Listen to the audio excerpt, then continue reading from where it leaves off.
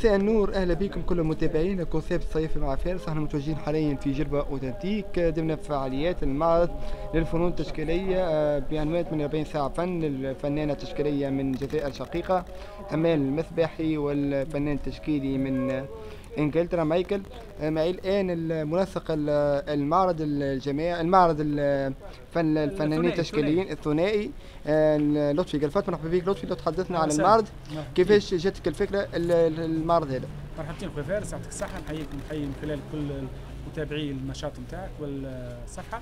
دونك اليوم الافتتاح نتاع معرض ثنائي للفنون التشكيليه. دونك 48 ساعه فن. 48 ساعه فن هو مغامره فنيه مع ثنائي يعني جزائي صديق اختنا امال المصباحي، استاذه في الفنون التشكيليه وفنانه تشكيليه معناتها عندها اعمال متميزه. دونك وصديقنا الانجليزي المقيم في جربه فنان تشكيلي مايكل اون عفوا مش اول مره يشارك معنا، لكن رشاج وبعد ان شاء الله يجي في السهره. اليوم ثم حضور، يعني نشكر كل من زار وحضر الافتتاح. نحيي صديقنا فؤاد بوعبيد الفنان الموسيقي المتميز اللي اهدالنا معناتها سمعنا معناتها جولات موسيقيه وانغام يعني في بمناسبه الافتتاح، شرقي وتونسي عتيق وملوف وبعض الأجيال الحلوة. دونك نحييه يعطيه الصحة. الموسيقى والفن التشكيلي انك تعرف يتجاوبوا مع بعضهم ويكملوا بعضهم. كانت يعني المداخلة الموسيقية نتاعو إضافة جميلة جدا، وبحضور الأصدقاء، بحضور المتميز لزوارنا. كذلك يعني عندنا حضور لسعد الكلفات خوي. بالمناسبة هذه نشكره ونعطيه الكلمة يعطينا رايه يعني في المعرض هذايا اللي زوز فنانين الاسباس يعني مش غريب يعني على الفن.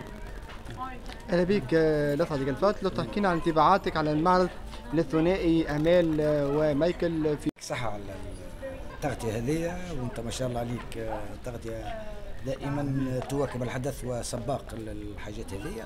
بون هذايا ملتقى 48 ساعة فن اسمه على جسمه، بمشاركة نخبة من زوج فنانين من انجلترا ومن شقيقة الجزائر، كبادرة من الفنان التشكيلي والمعروف وغني عن التعريف الأستاذ لطفي قلفات، وبشراكة مع نزول أتلانتيك،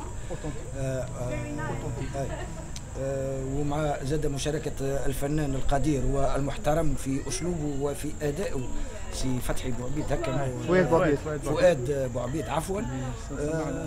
ان شاء الله المبادره هذه نحبوها احنا تتواصل وتكبر، لما لا، النشاط الثقافي، وبالتوازي مع كما قالها سي لطفي بكونه الفن والموسيقى والرسم هما عنصران يعني ديما يتماشاو يكملوا مع بعضهم، واللي ما لا ان شاء الله زاد عام جاي في 48 ساعه نضربوهم في واد ولا وتولي اسبوع لما لا تكبر. وهذا كان يزيدنا احنا فخر لابناء الجزيره ككل. وشكرا. مرحبا بك لسعد لطفي قلفات، وان شاء الله موافقين. شكرا فارس، يعطيك الصحه. ان شاء الله معناتها كما قال سي لسعد، يعني ان شاء الله الأنشطة هذه في المجال الفنون التشكيلية تكبر وتولي مهرجان لما لا في مدينة ميدون. تستاهل ميدون، جربة كذلك يعني، سواء في ميدون ولا في جربة ولا في الجيم ولا في حومة السوق. المهم معناتها نطالبوا احنا سلطة التواجد سي لسعد هو اللي بدا دوك بمهرجان للفنون التشكيلية، ان شاء الله يكون دولي، وان شاء الله معناتها الأنشطة هذه معناتها متواصلة، والمجهود اللي يقوم به عديد من الفنانين من الجهة دونك يثمر ويخرج معناتها مهرجان مختص في الفنون التشكيلية لإضافة معناتها فنية ثقافية للجهة، للمنطقة لتونس ككل، ولتثمين ومعناتها نعطيو معناتها حق الجهة في الجماليه والفنون التشكيليه عامه. شكرا لك، يعطيك الصحه، وقريبا نلتقي ان شاء الله. مرحبا بك.